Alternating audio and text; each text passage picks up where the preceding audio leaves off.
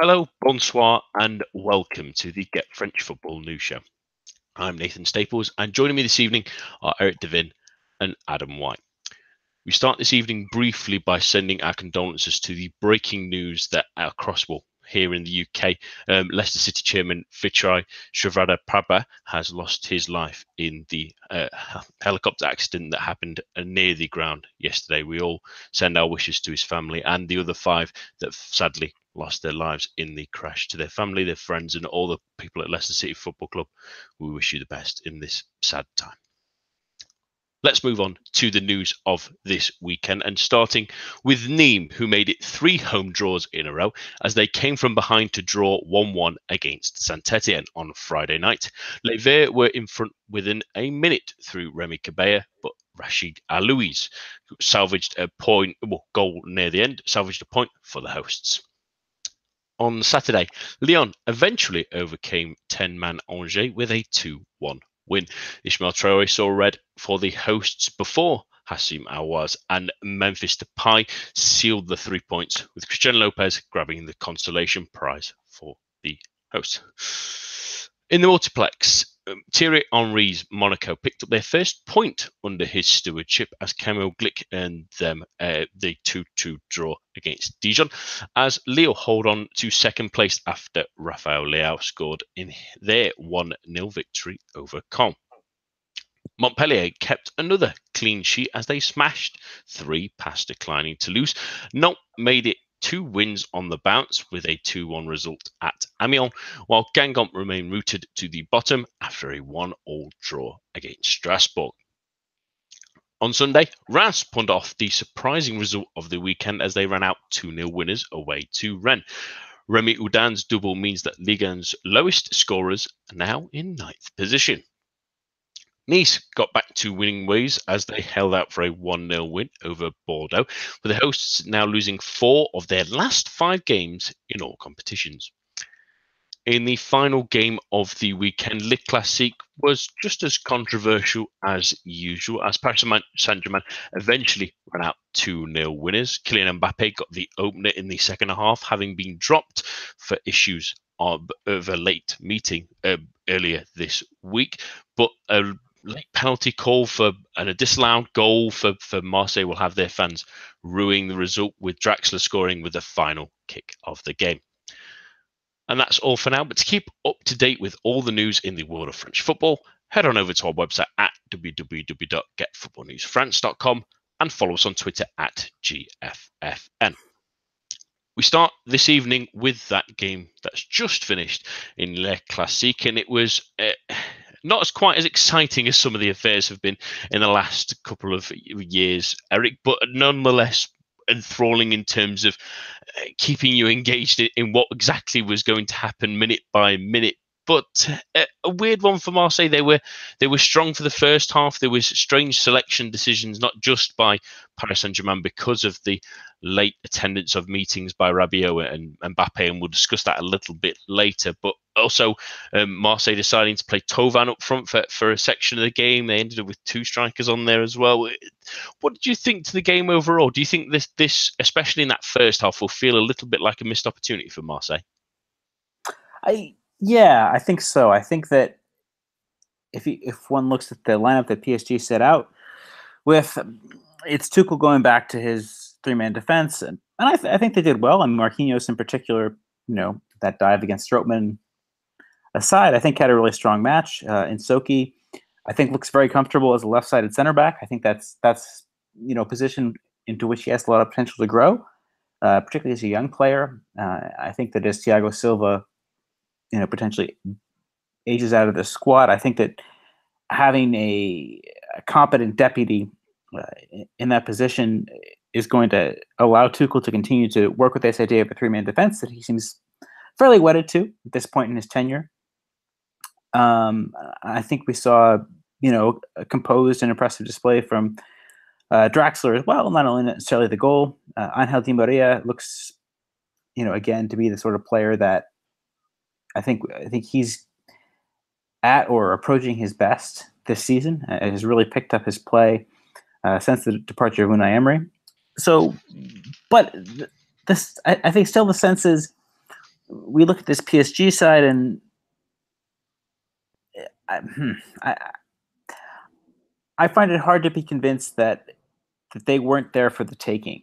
It really took, Draxler's goal, I think one would argue, is inconsequential, but it really took a moment of brilliance from Mbappe for PSG to really get at this Marseille side. And I think that yeah, there absolutely will be some regrets on Marseille's side. I think that the decision to play certain players, I think we saw, for example, Payet played on the right last weekend against Nice, did decently well.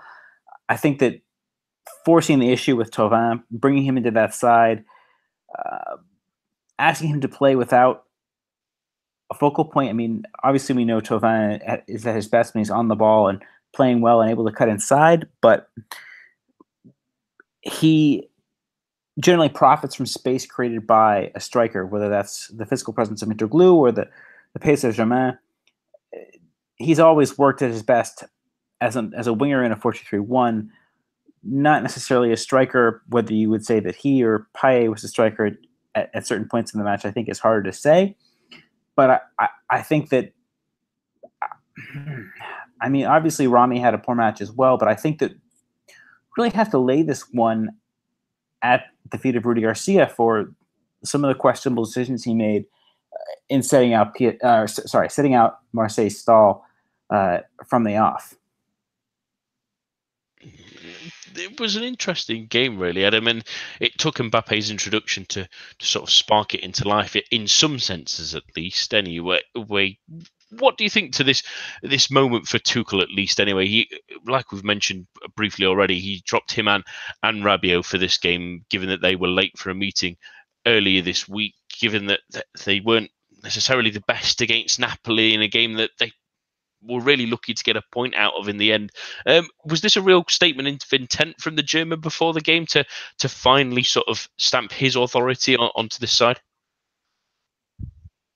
I think it's definitely the latest attempt to stamp his authority on the team. I think he's actually done a reasonably good job of acting like the boss, if you like. I get the impression that, well, and from reading sort of testimony of players and various other things, that he's of course a very sort of more likable, more relatable coach than Unai Emery was, which immediately gives sort of lens to his sort of power base, if you like. That if the players like you, they're far more likely to follow your instructions and to pay you respect. Which with Unai Emery, given that he was sort of didn't really bother to build much of a relationship with individual players and isn't the biggest man manager of all time, it kind of came back to bite him a little bit when players, Neymar in particular, supposedly wasn't particularly sort of warm with him and acted out against him in training and in various other examples as well.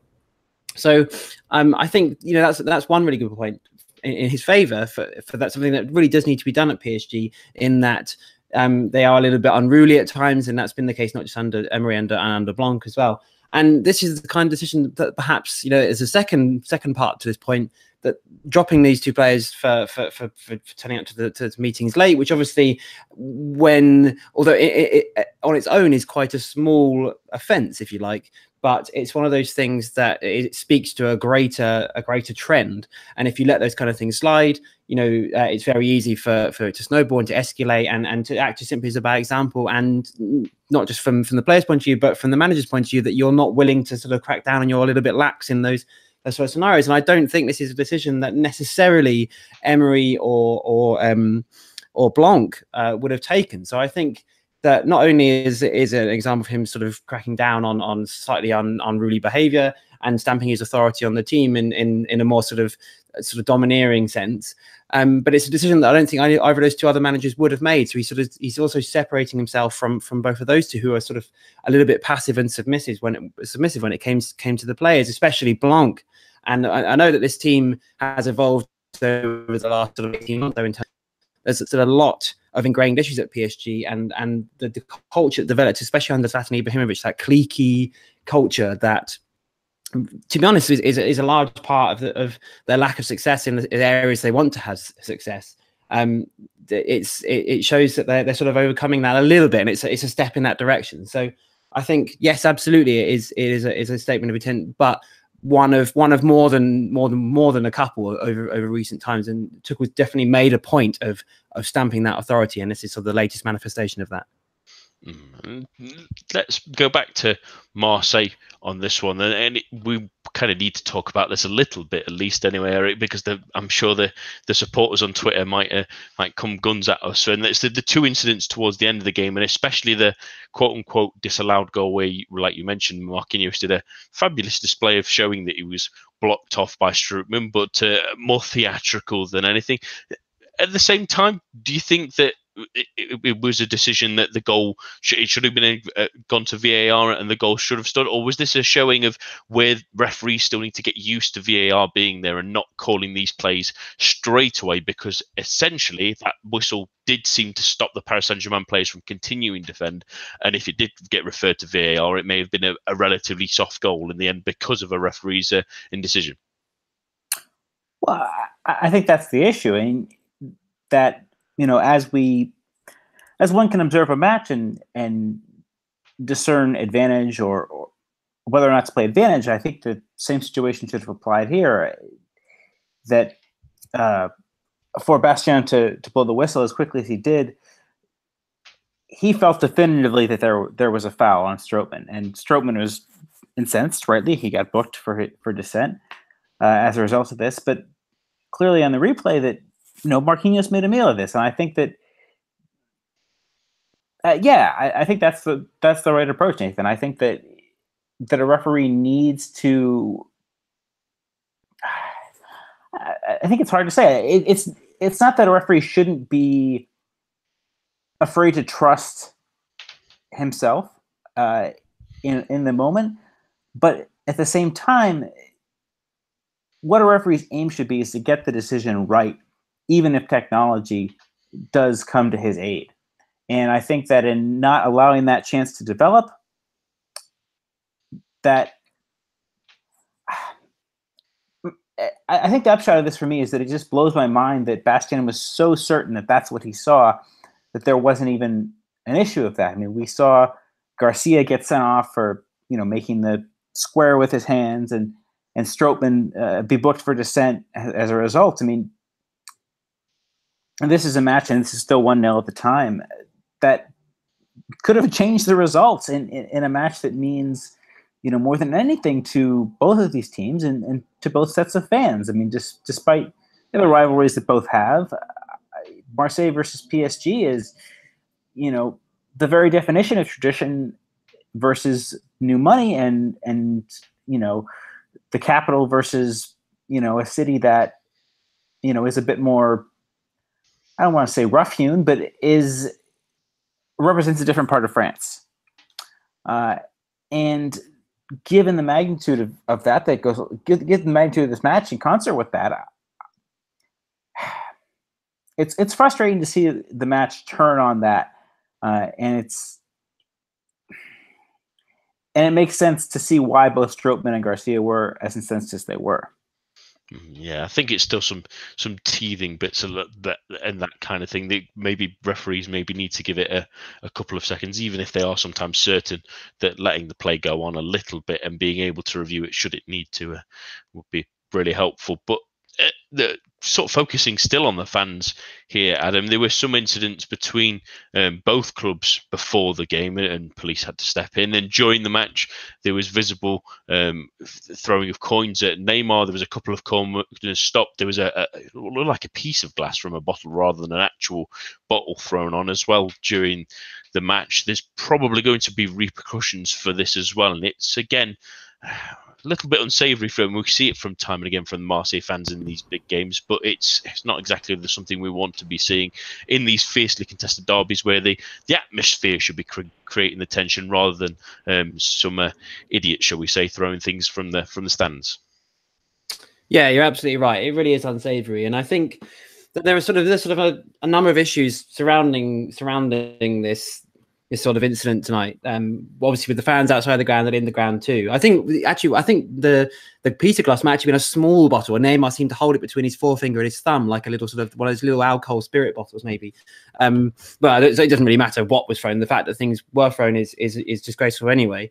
And I think I'm disappointed in for 2 points of view in the Marseille fans. Firstly, for this childish acts of throwing things at players when they take corners. It's not their first time they've done this. It's been pretty rampant and in the Velodrome over the past sort of 4 or 5 years. I remember the game against Lyon where Mathieu Valbuena came back and that game had to be stopped for half an hour because he couldn't take a corner because so many things were sort of raining down him. And it's very difficult to know how the league will try and deal with this. They've made various attempts to ban Marseille fans and have games in Europe anyway, games behind closed doors, and both ends of the ground have been closed, where obviously the ultras gather.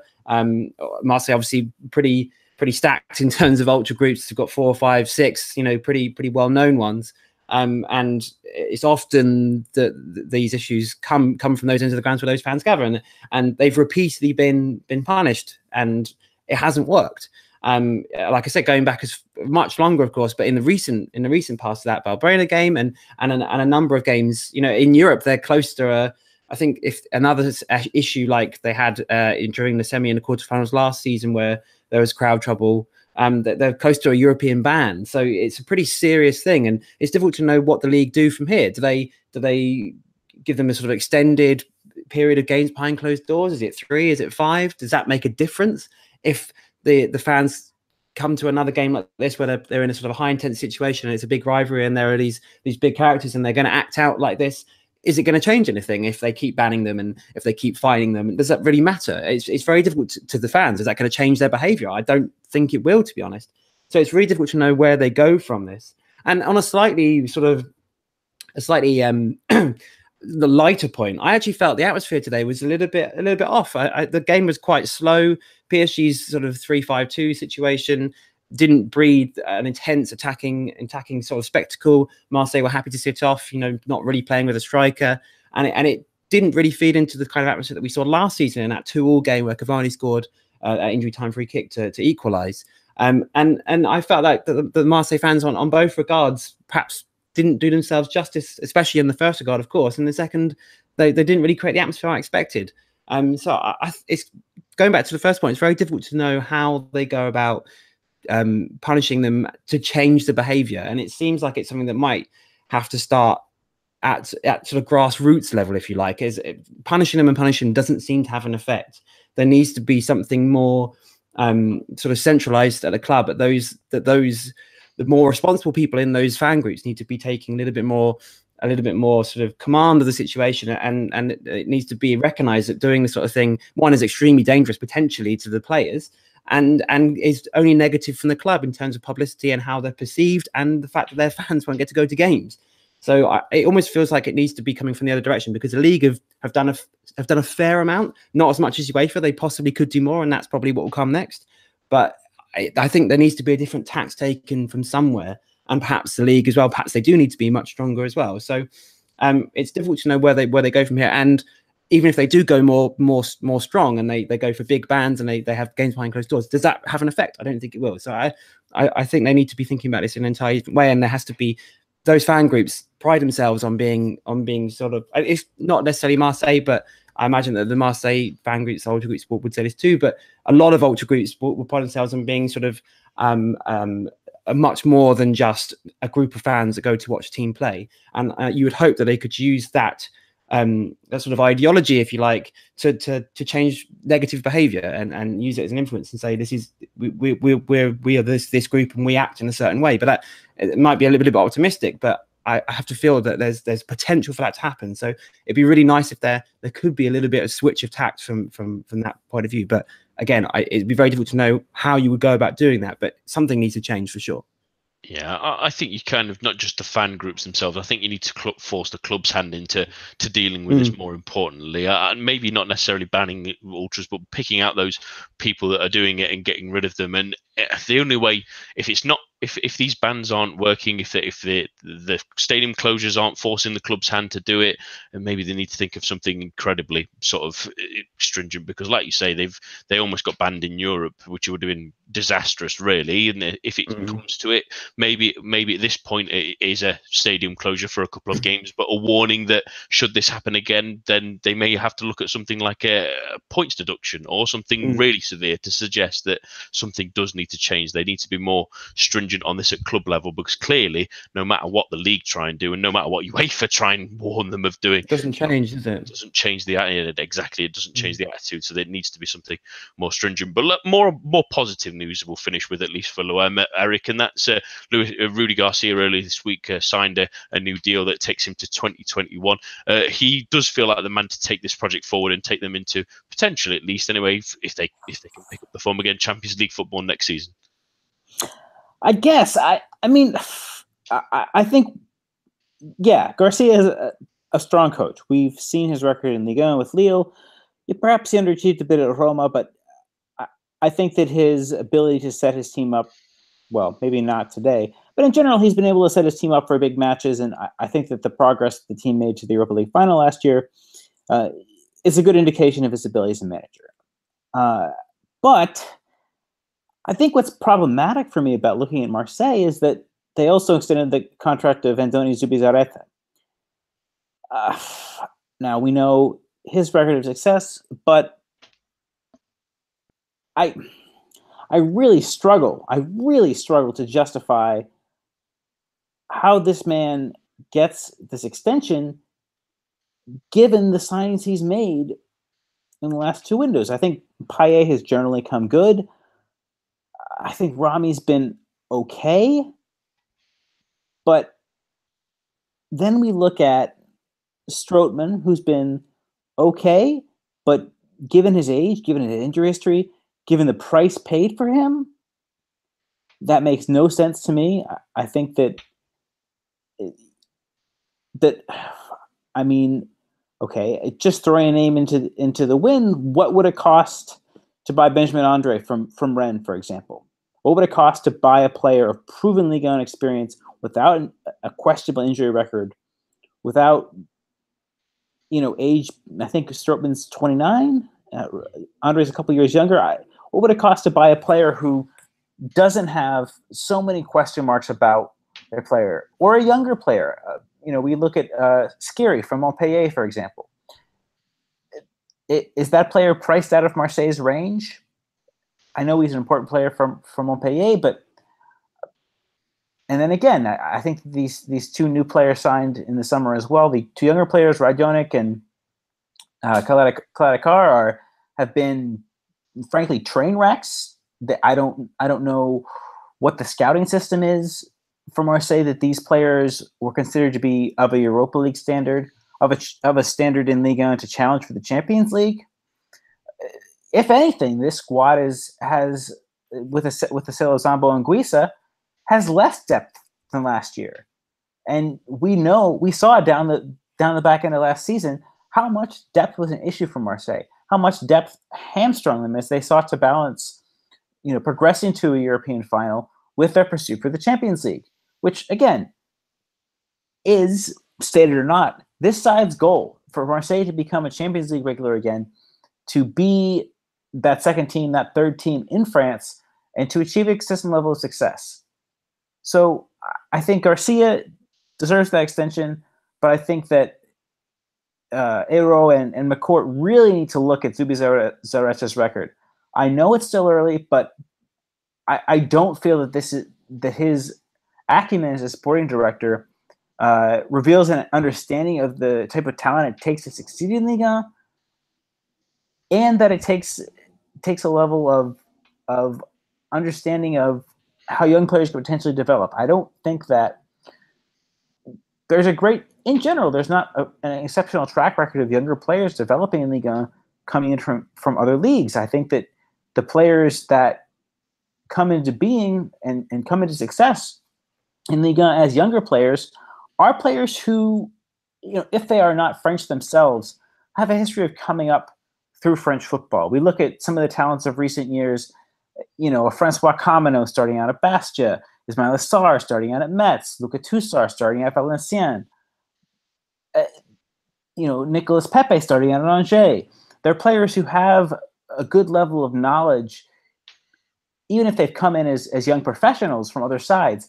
And I think that Zubizarreta is really getting that wrong, and it's really limiting what Marseille can potentially do, given the issues at play, and given that there is really a void, especially this season. It's so stark of a contrast that Marseille should have, given their means they have, should be able to step into that void with ease. But the transfer dealings that they've made this summer are really holding them back and really limiting them from pulling off their potential with a team that, again, isn't the youngest in key positions. Stefan Danda, Dimitri Payet, Luis Gustavo. How many more seasons are there with players of this ilk that can allow Marseille to continue to legitimately progress, and that means get better, to improve? That it's exceptionally frustrating to see Zubizarreta getting things wrong so badly. And then you start to think of the big whiff on Mario Balotelli this summer that could have been a kind of signing if he was fully fit. And you look at players like Issa Diop that has gone to West Ham for not the biggest amount of money. He's probably not on the hugest amount of wages that Marseille could have potentially matched, that he could have been a player that would have really succeeded, because people in the Premier League are seeing how good he is now, really. Yeah, there's still question marks, but at least maybe Garcia is the man to guide whatever squad they have in the right direction. At least they're not going backwards with his stewardship, at least anyway. But we'll see how Zubizarreta does with his new deal as well. On to other matters in Ligue, and we're going to talk about Rennes now, who were very disappointing today, really, in their 2-0 defeat to Reims, who scored only 5 goals before today's game, and now they're on 7 because they managed a 2-0 victory against the Rennes side that keep blowing hot and cold. It seems like their story, not just for this year, not just for last year, Adam, but for the last 5, 6, 7 years, really. What's going wrong this time for them? Is it a case of the history constantly repeating itself, or is it the sense that no matter what they're trying to do manager-wise or player-wise, there's just always too much turnover at the club and they're constantly having to start again?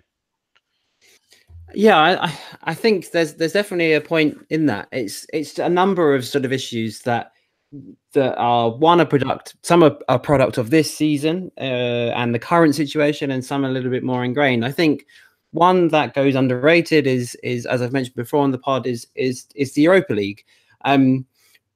Ligue sides outside the very top teams have struggled with European competition, especially those that have squads that are young and not especially used to it, and struggle to play those 2 games a week, and are inexperienced at managing the recovery and the fatigue that comes from playing that many games and having to travel that much and playing against teams in the rest of the league, in a very competitive league outside PSG, that haven't had those issues and how they overcome those. And not only is it difficult sort of on an individual basis to deal with that recovery issue and the fatigue that builds, but it's very difficult to build a team that can do that Europa League thing and compete in the Europa League, but also compete against sides that are of very similar quality to it and continue the success they had in the previous season. And Bordeaux are a huge example of that. They continually suffer through that. And we've seen it with other teams too. Saint Etienne were another one that took a long time to sort of adapt. And for Rennes, I really feel that they're a victim of their own success last season, and struggling with that Europa League commitment in the early part of the season.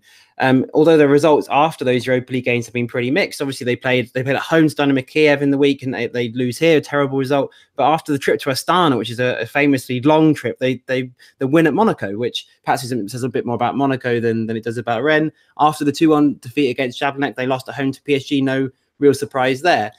So I think it's just the intensity that they're struggling with.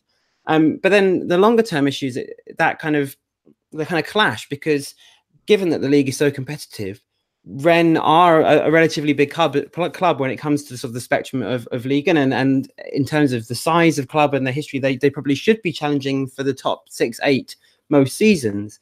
But what's the eventual aim here? Are they aiming to become sort of a Saint Etienne like team under Christophe Gautier, when they would routinely challenge for a top 4 place, top 5 place, and then play the Europa League every season and maintain that, which is probably exactly their aim. And if so, is that something that they're expecting to happen now? Are they expecting to happen in the next 2 or 3 years? And what's the trajectory of the club? And I still think that despite the up and down issues this season, that you're right, they have been blowing hot and cold, some really good results and some really terrible ones like today. Anyone that concedes 2 goals to Rennes is not had a great day at the office. It's where they see themselves on that path, if you like, and I still feel that they are on the trajectory that perhaps is sort of almost laid out in front of them by that Saint Etienne team did a very similar thing, and that they are slowly improving. I think Sabio Mucci is a solid coach, and they, even though they overturn in their squad, they have still produced some decent performances this season. If you look at the table, 14th looks pretty poor, but they're only 2 points off 8th.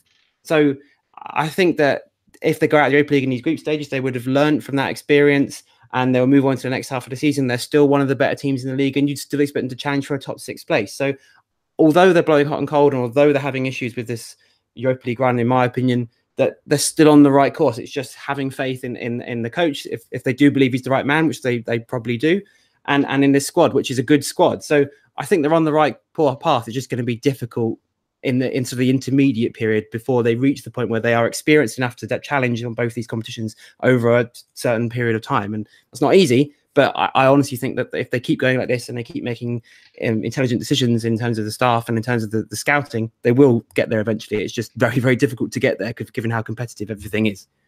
Yeah, it's the league sort of helps them at the moment, really, in the fact that no one can seem to put in a run in that middle table section, really. I mean, there's a lot of teams that have been pretty bad or are returning from pretty bad runs of form that's really helped them out in a sense. But it was an awful result today. They were really poor. They didn't really muster anything against a Rennes side. They should, realistically, are not being horrible to a Rennes side that have been pretty disappointing in most games, but they didn't really create anything of great note, and Rennes had only really the 2 opportunities they had were pretty simple as well. It's a factor of everything. It seems to, we say it seems to come in cycles for Rennes, but the worry always, Eric, is whether they do hit the kill switch again, really. And Lemouchi's shown at times that he's a good coach, and that he's got a good set of players again as well. That there's a lot of talent in the team, but at the same time, they always seem a little bit,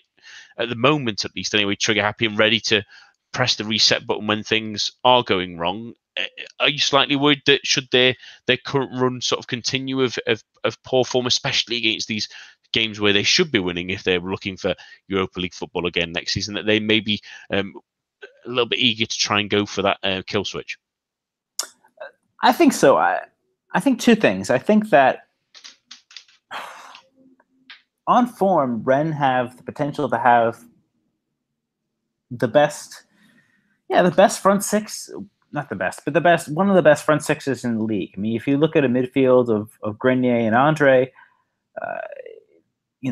Sarr, Ben Arfa, Bourigeaud, Leasliki, there's so much talent. There's so much potential in attacking areas for Rennes.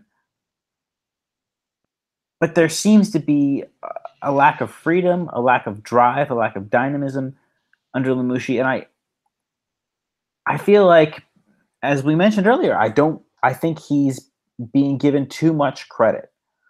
I think there's no excuse looking at that squad on paper. I mean, you also have players off the bench like Del Castillo, not off the bench, he played today, but as an option of Del Castillo, of Sibacheu, again, who's injured, but I think has a lot of potential. Rafik Guitan, the youngster they signed from Le Havre.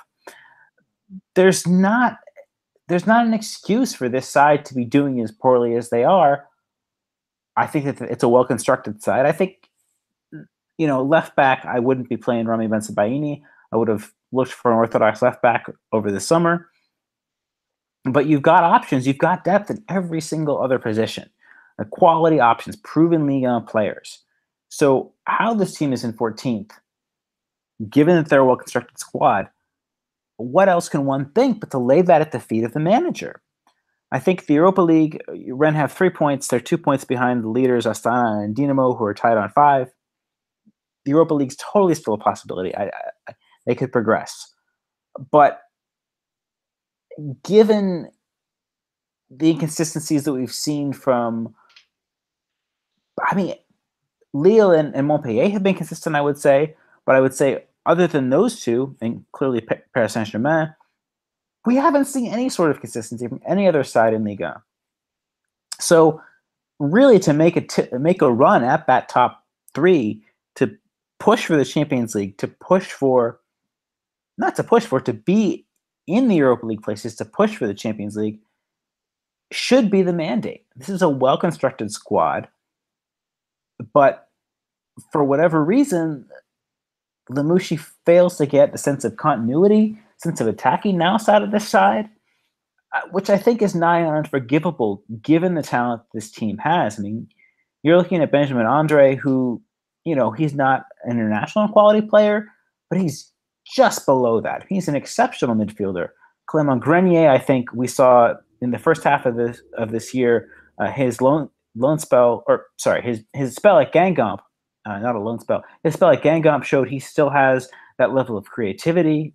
Hatem Ben Arfa, again, is perhaps being a little bit overused since his arrival, but clearly Sarr, Bourigeaud, there's so much depth, there's so much talent to this side that I think the question really has to be asked of the club's hierarchy and sticking with Lamouchi, despite his underwhelming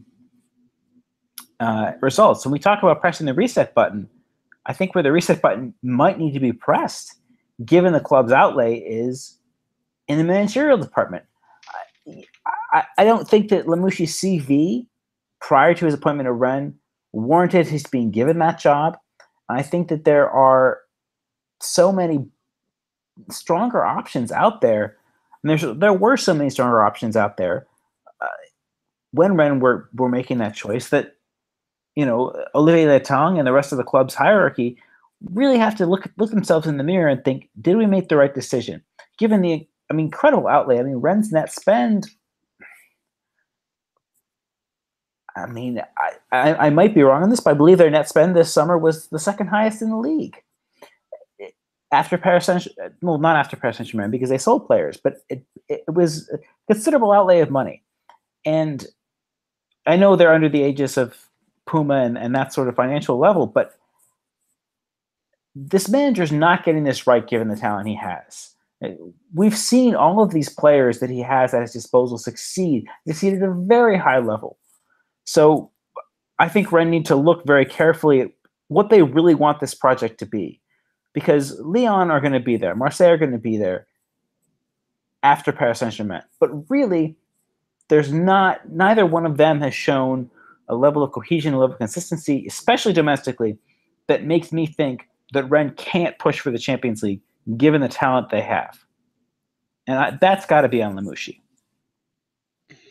Strong words, and it's just I can't. Every single time this seems to happen, they do this, and then they will appoint someone else that's not quite the right man, and they'll start well, and they'll struggle, and they'll do well in the big games, and then struggle in the smaller games, and they may just make Europe or just miss out, and it all starts all over again. I'm sure.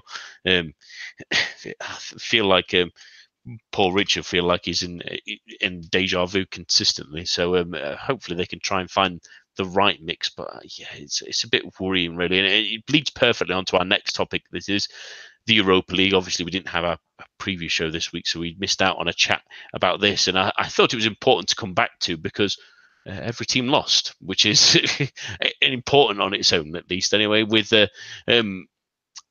Bordeaux to start off with the only team we've not spoken about so far, losing against Zenit. Adam, they were, if anything, they got themselves ahead in the game at least anyway at a point, but it was expected to lose. But looking at all the teams, really, Rennes weren't excellent against Dynamo Kiev at home with a game that they really needed to win. Marseille as well.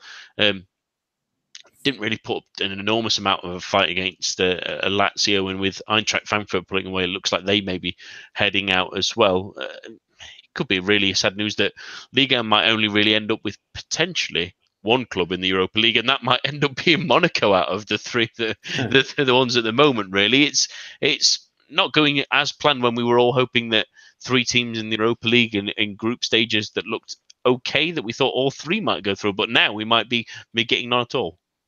Yeah, you're absolutely right. I think first of all, just dealing with that the teams that might go through, I think Bordeaux have done, 3 games, 3 defeats. I think they're out. I think Marseille aren't too far off that. 1 point from 3 games, 5 points behind what Lazio is 6 and Eintracht Frankfurt with 9. I think that's going to be pretty difficult to go through. Got to go to Eintracht Frankfurt. Got to go to Lazio. Those are difficult games for them. I think they're out too. Nice have a slightly better chance, perhaps, but it's still going to be not the easiest job. I actually think that we're going to end up with 2 Europa League teams, and I think that'll be PSG and Monaco. I really think PSG are going to finish 3rd in their group, and they'll slip into the Europa League. And Monaco, you imagine they'll beat Bruges. I hope they will. Bruges are a decent team, and they'll finish 3rd in their group. I was sort of hoping for a Le Classique semi-final between PSG and Marseille. That would have been great, but I think we're going to be robbed of that, unfortunately. And there's a whole other point here about the fact that I think actually PSG being in the Europa League would actually be good for them, but that's a whole other point.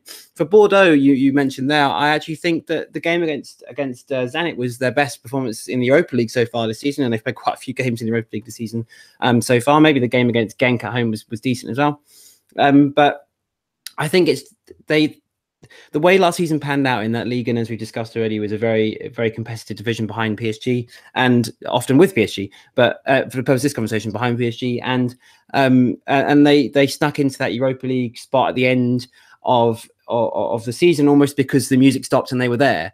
After sort of Poyet came in and he was sort of the new manager bounce, and there was a lot of momentum behind the club. There was sort of the bad feeling that had built up for a while, and that was released, and they snuck in right at the end. And you could argue that given how tight it was between those teams that chased Europa League spots, teams that didn't get in that were nearly there, sort of like Nice, Saint Etienne, even Montpellier for a bit. They weren't really any better than any of those teams. In fact, given the way that Gassay's improved Saint Etienne, they probably really weren't the 6th best team in the league, so they overperformed, and I think now they're probably again struggling with the fact that they perhaps don't have the squad to deal with both competitions, which is a familiar story for them, and that it's simply just a step too far, and perhaps it might have even been better for them to consolidate. Finish 7th last season. Obviously, you're never going to go for that. You're obviously going to go for the best place you can finish, which is absolutely what they should be doing. And it was a great achievement getting there. But in hindsight, perhaps there's a wider point here, is that who really benefits from the Europa League, and it's sort of like as a certain type of club like Marseille really benefited from last season. But do Bordeaux, in this stage of their development, do they benefit from it? And I would argue perhaps not. I think Rennes, perhaps, like I said previously, they're perhaps not a team that really benefits from that right now. But maybe it's just a necessary step if you're going to continue and improve and have it be worthwhile later on. To just do that experience and getting used to different types of teams and that traveling and different competitions. So for Bordeaux, I just think this was almost inevitable in that they just didn't have the team to deal with both these competitions, and in what is a tough group overall. It was always going to be an uphill battle. But in isolation, the performance against Zenit was decent. I thought it was good, and they didn't, for me, deserve to lose. They were rather unfortunate. Jules Koundé, who's been brilliant for the most part since he was put into the side by Gus Poyet, 2 really bad errors, especially for the second goal, and really lost in the game. And I think that's almost the difference. They're a team that have growing pains and are developing, but aren't ready to be a knockout stage Europa League team and make an impact on that competition just yet. So it's unfortunate, but I think yes, they're sort of on the way out, unfortunately. And very quick word on Marseille, who we obviously didn't have, as you said, didn't have a Thursday show, but Marseille were terrible against Lazio. It was really disappointing, and perhaps they had one eye on the Classique, although Garcia perhaps definitely did say in his press conference that he definitely didn't have an eye on the Classique, but maybe that was the case. But again, it's very difficult to put your finger on. It'd be interesting what you guys think about Marseille's Europa League performances, but it's very difficult to put the finger on what exactly has gone wrong this season. I mean, they treated the group stages very similarly last season, but perhaps results fell their way a little bit more often. They had a slightly simpler group with Victoria Guimaraes and Salzburg, who obviously did very well in the competition too, but perhaps not as strong as Lazio or even Frankfurt. And it's just fallen the wrong way for them. But I think, unfortunately, both those teams are going to have to find another way back into European competition at the end of this season. And that's the interesting thing, really, Eric. I think Adam makes a good point that a lot of these teams sort of almost fall into them, really. But looking at the clubs that may be around those places next season, the current standings, at least, I'm looking at Saint-Etienne. You'd feel that unless they continue to mount a great challenge, that Lille maybe sort of fall into that category, maybe into the second half of the season. The problem for these teams is, as we've mentioned before, like you did with Marseille, that depth's certainly an issue. But do teams, given that Rennes results and Bordeaux's against some smaller teams as well, do they take it seriously enough?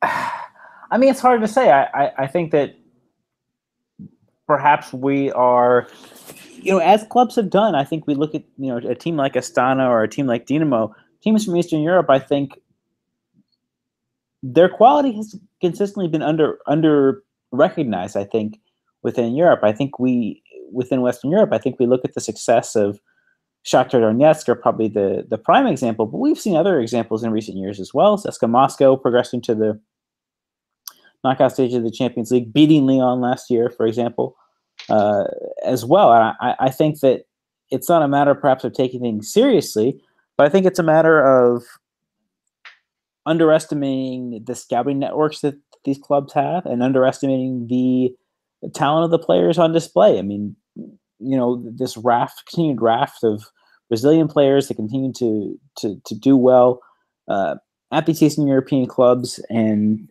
the fact that their scouting networks are as well developed as they are, that obviously France are not unfamiliar with how level of scouting, both in Africa and domestically, can produce a very impressive level of young talent. But I think that it's not about it's more down to these French sides not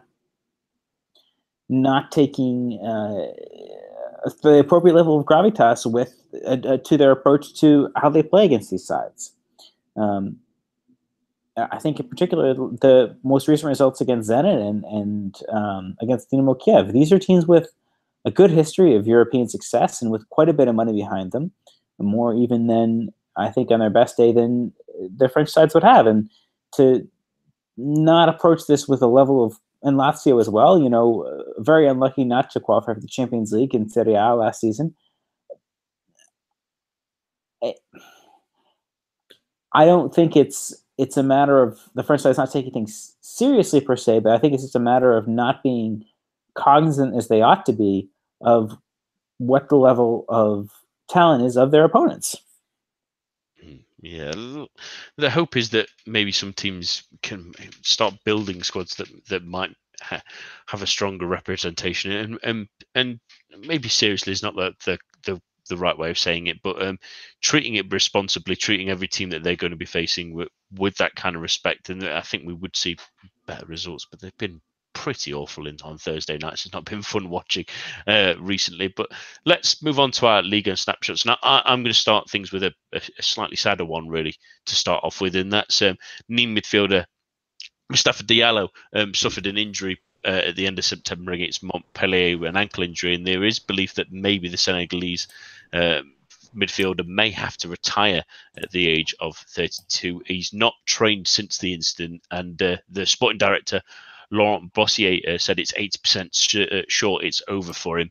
It's a really big blow for us because he's the only player we have with a lot of league experience. He's had 151 top division matches, most of them with Guingamp having signed with Nîmes this summer. I always quite liked him. He did really well last season, really, for Guingamp. I'm surprised they allowed him to sort of leave, especially with the experience he's got. But he did do reasonably well since he's been in at Nîmes. But be a terrible loss for anyone, really, to lose their career even at 32 is not really an age. But an ankle injury as well just seems such a strange one to be forced into retirement for. But let's hope that he can recover if he can. At least there's like the sporting director said, if there's a 20% chance there, let's hope he can make a full recovery and come back to Ligue 1 football, because he can be a good player in his day, and it's never nice to see anyone bow out without it being on their terms, at least anyway. So all our best wishes to Diallo, and hope he can recover from what seems like a really serious ankle injury. Let's get some other Ligue 1 snapshots, and I'll start with yourself, Adam. What's your Ligue 1 snapshot this week? Mine's Saman Ghoddos. We talked a lot about Amiens on sort of both podcasts this season, and how their sort of disparate squad is sort of developing, and that Christophe Pellissier is sort of evolving this team into something a little bit more expansive, perhaps. And Ghoddos has come in from Östersunds, where obviously they were very good in Sweden under the English manager whose name now escapes me, who's now at Swansea. Yeah, thank you, Graham Potter.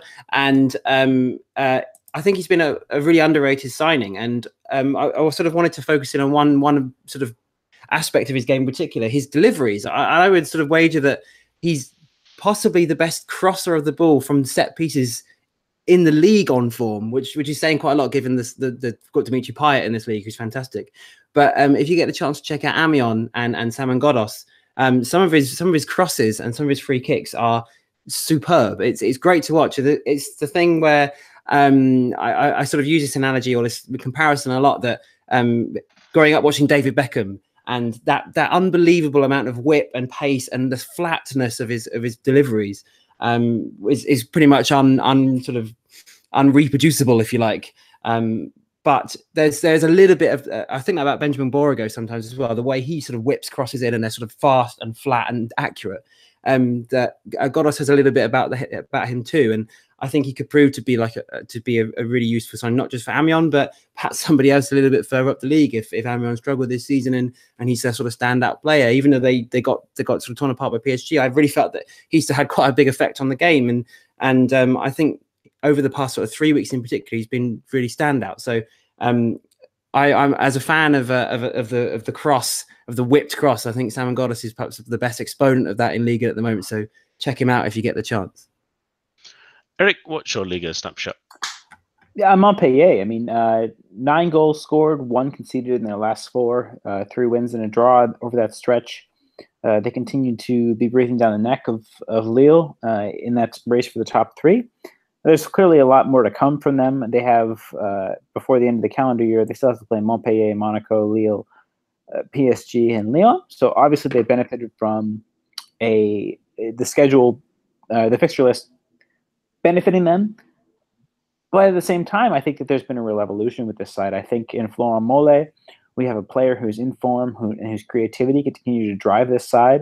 I think their replacement of Paul Lan with Damien Letayek has given that creative player a lot more freedom, has given Elias Giri a lot more freedom to get forward as well. And you've got the very physical but also dynamic striking duo of Andy Delors and Gaetan Laborde. I mean, both of these players have been exceptional, perhaps not exceptional, but have been very successful above average Ligue 1 strikers at different points in their career. Laborde in 16-17, I think, scored something like 15 goals in all competitions, was really impressive.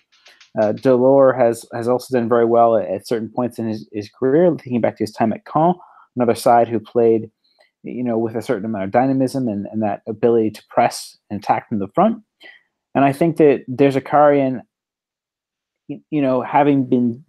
having done very well to build on from the departures of Nuri Mukiele and Jérôme Roussillon, has really brought this team up another level. And I think, Benjamin Lecomte is also a part of this as well, having rightfully earned that France call-up, although he didn't feature. I think that Montpellier, they did something similar last year.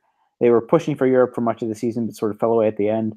But it wasn't to this degree, and they didn't have the same potency and attack that we've seen from that trio of new signings, Mollet, Laborde, and Delors. And I think that there's, without other competitions to distract them, it's a similar thing with Lille, the Montpellier can continue to have a say in who qualifies for the Champions League.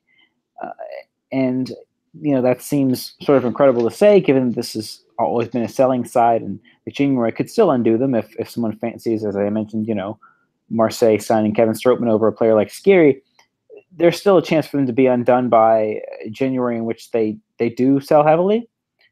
But the upshot to this is that there's a Kari with significant backing, which he didn't really have. I think we should be cognizant of that during his time at Nantes. Has really shown he knows how to build a side and to get them playing, really an ideal balance that makes the most of the talent of the players at his disposal. Yeah, I think I was trying to avoid getting Montpellier as a full option this week, as we've talked about them the last few weeks that they've been jumping hurdles, but a great victory again for them. And finally, we get their real test next weekend. The Sunday night game against Marseille will be that sort of water test. They've been on a fantastic run since that loss on the opening day of the season. This is their first big game, really, against one of the big sides in Ligue 1 this season, and this will be the test of seeing how good they really can be. Can they be a team that's fighting for the Europa League or might fade away? Let's have a look and see how they do against one of the big boys, at least anyway. But that's going to be really exciting to see. That's all that we have for this evening. My thanks to Eric, Adam, and all of you listening at home. Do join us for the preview show on Thursday. That will have some Coupe de la Ligue action as that happens in midweek. And the main show will be back at the same time, same place next week. A bientôt and goodbye.